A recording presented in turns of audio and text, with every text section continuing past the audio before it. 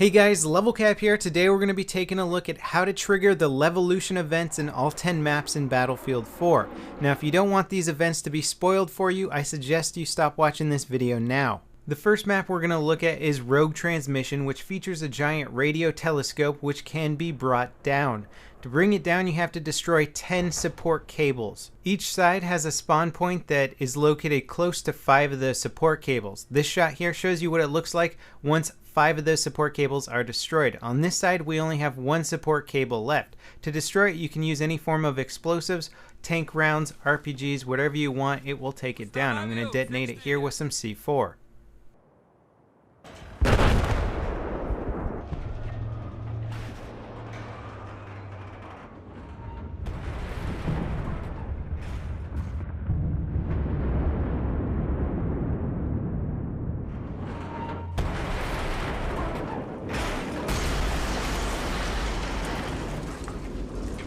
The central capture point on this map is pretty much obliterated once this radio telescope comes down. It doesn't change up the flow of battle too much, but it certainly does look cool.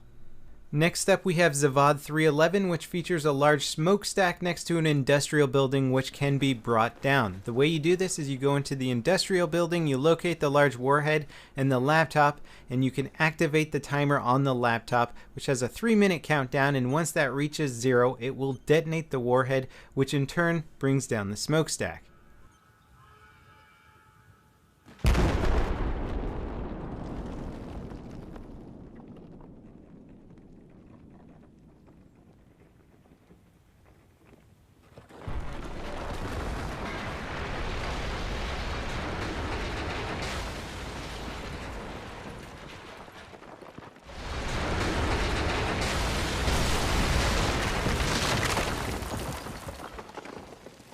Once the smokestack is down, it adds some extra infantry pathways, and it also prevents heavy vehicles from moving through the center of the map. Next up we have Langkang Dam, which offers a dam that you can destroy simply by shooting lots of explosive devices at it. Missiles from helicopters, missiles from LAVs, rocket launchers, whatever you got that explodes will do damage to this dam. It takes a while to bring it down, but once it comes down, it's pretty impressive.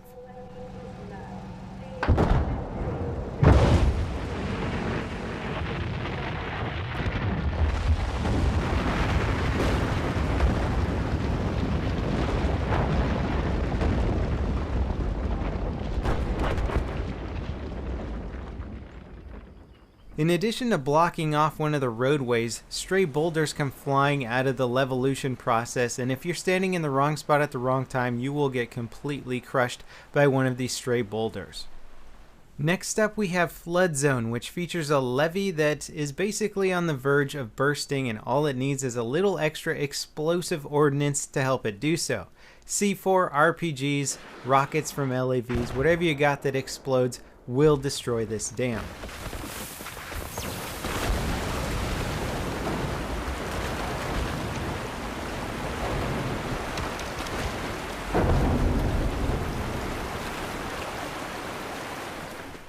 As the water rises, you have a little bit of time to try and take some cover in a nearby building and get up to higher grounds. It's very hard to defend yourself while you're swimming as an infantry. Flood Zone, more than any other map in Battlefield 4, requires you to learn the map before the Levolution process and after the Levolution process, as your means of travel and getting around are going to change significantly.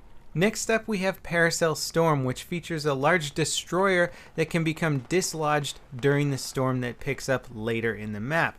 Now as the match progresses, the weather changes and it starts to look a little bit like this. Once the windmill is in this state, on fire and spinning quickly, you can damage the central point by shooting it again with any sort of high damaging rounds, and it will eventually dislodge the destroyer, sending it onto C point.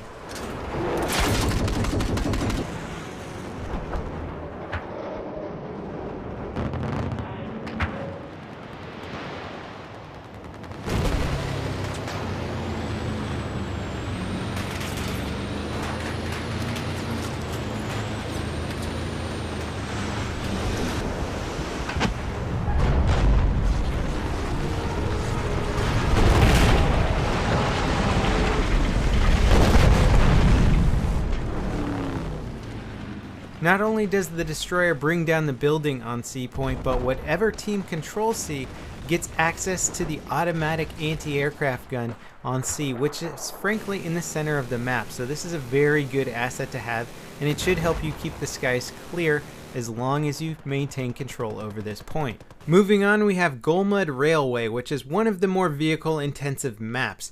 And to give the infantry a little bit of a way to fight back, there are tons of IEDs placed around this map as Levolution events. They make craters, they blow up crazy big in the middle of a field, they can be detonated with any sort of explosive device.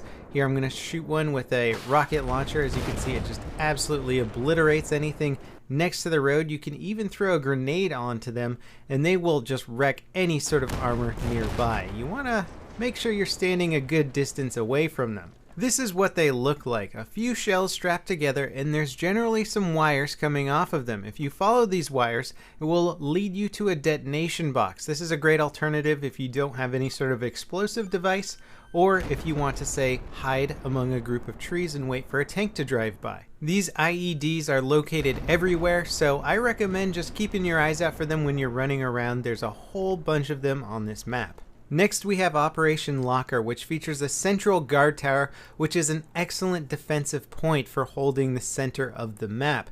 Now if you want to take down this guard tower, say an enemy team's holding it, you can simply strap explosives to it, hit it with grenade launchers, hit it with rocket launchers. Again, any sort of explosive device against this guard tower will eventually bring it down.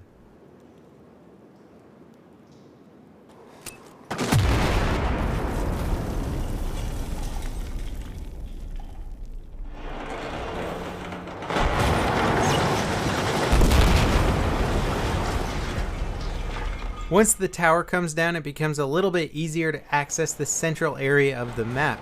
In addition to that, you get an extra pathway to move from the lower level of the map to the upper level of the map. If you still haven't figured out how to take down that central skyscraper in Siege of Shanghai, this is how you do it. It's relatively easy.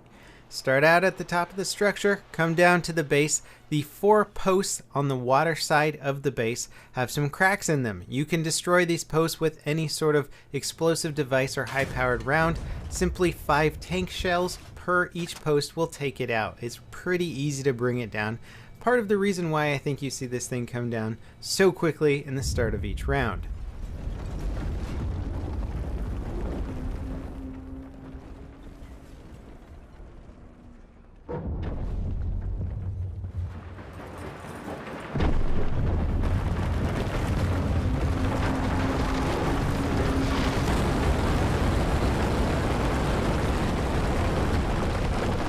The new central area of the map is now quite smoky, so it's hard for air vehicles to deal with infantry threats, and there's also plenty of hiding spots. In addition to that, an attack boat appears to patrol the waters. Moving on to a more tropical setting, we have Hainan Resort, which features a large resort in the center of the map.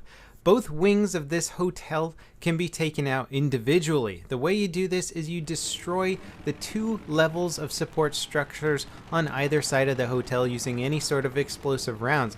I'm doing it with the 25mm cannon on the Little Bird.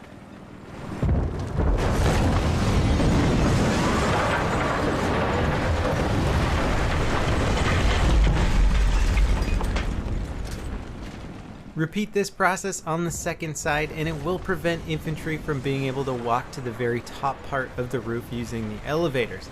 It also creates a lot of new pathways in and around the hotel. Lastly, we have Dawnbreaker, which features a neon-lit city that also contains a large boulevard. This boulevard can be completely destroyed, including the central bridge. At either end of the boulevard, you will find some grates that have been removed from a small hole. This hole will have some stairs leading down to a gas pipe. Activating the control panel on the gas pipe will turn one of the lights red. If you go to the other side and turn both lights red, then the pipeline will go critical. You can prevent this process by turning off one of the lights, so the enemy team can potentially prevent you from setting the boulevard to go critical.